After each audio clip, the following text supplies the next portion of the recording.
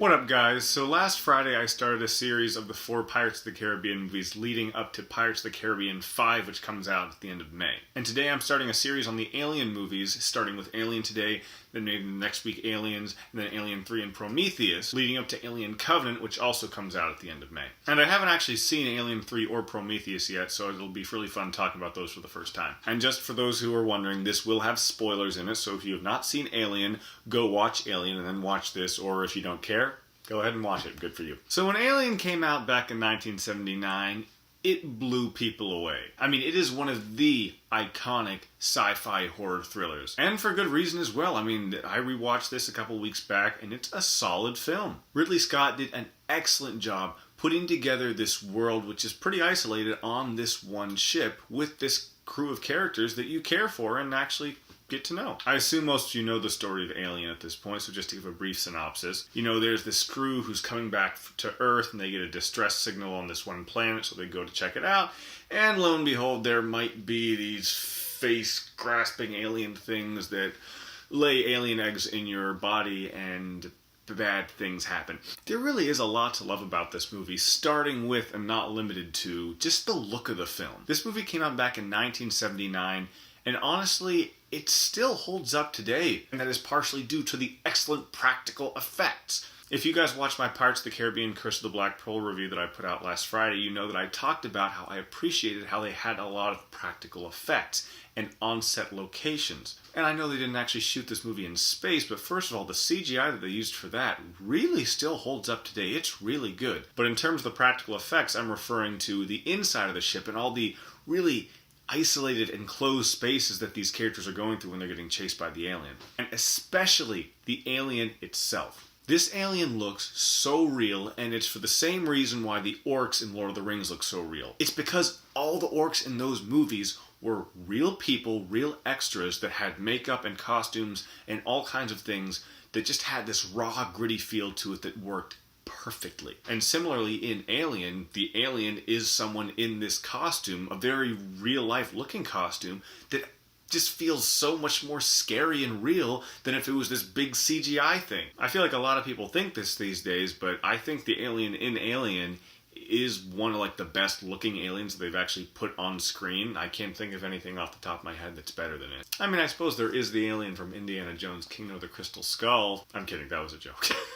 And obviously then there's that really iconic, scary as shit scene where the alien pops out of his chest. By the way, John Hurt, rest in peace. You were an excellent actor. Momentary shout out to John Hurt, my favorite film of his, A Man for All Seasons. If you haven't seen this, I strongly suggest checking it out. On top of the scene being really scary and really violent, it's because of the practical effects. I don't know exactly how they did it, but I do know that that thing was like this physical puppet thing that bust out of, I don't know how they did it exactly. But anyway, you know, just the stuff they did behind the scenes, it looks really good. And it's also really cool, I think most people know this at this point, but it's still cool to talk about, the fact that in the script, the people that were reacting to what was happening in this scene didn't know what was happening. They just read in the script or something along these lines that they were supposed to freak out and just, you know, be horrified at what was going on. They did not know that this actual alien puppet was going to bust out of John Hurt's chest. And then, you know, the remainder of the film goes along and you see the alien grow really fast and pick off the characters one by one,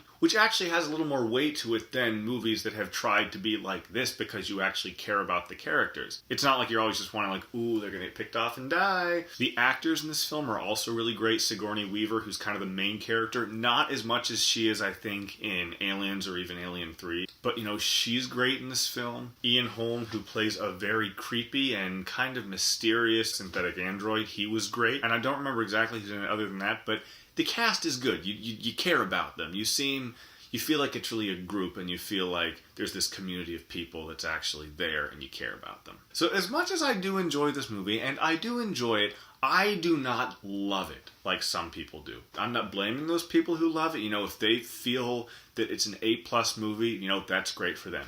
But for me, I only think it's a good movie. My biggest issue with this film, and I felt this way more after the second viewing, was it is fun and it is interesting, but some of it is very slow moving. I mean, the opening of this movie is almost like something out of 2001: A Space Odyssey, when it's just long tracking shots of space and then the ship, and then the helmets, and the empty rooms. Yeah, I get it. It's building tension, and, it's a good build-up. But it does feel a little slow. And on top of that, and I was talking to my buddy after watching it the second time, the story is very simple. It's a good story, but it is one that almost could have been told in not as long of a runtime as this movie is. The movie runs for about 2 hours, but my buddy was like, I probably could have told this story in about an hour. And he's probably right, you could have told the story in 1 hour, which doesn't make what the movie is, the 2-hour-long version, bad. It just means there are certain bits, like I said at the beginning, that are very slow,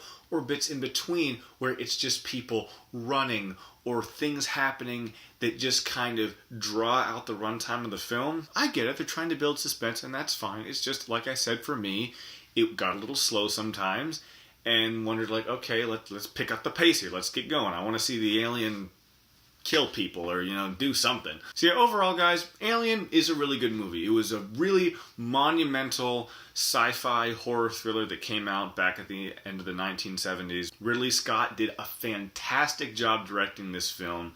It's one that I think people will always remember, and I'm going to give Alien a B+. Yeah, some of you might think that's a little low, but that's just my personal opinion. I enjoy the movie. I do. I just don't love it. As always, guys, thank you so much for watching my videos. You can look forward to my Aliens review coming out next week, which is the sequel to Alien. And I will see you next time. Thank you for watching. Guys, if you liked what you saw here, please click on any other of my videos that I have on my channel right now. But you know what you should do? You should click below so you can get updates for when I bring out new videos. And if you want to comment below and let me know what you think, please do. I absolutely love hearing from you guys.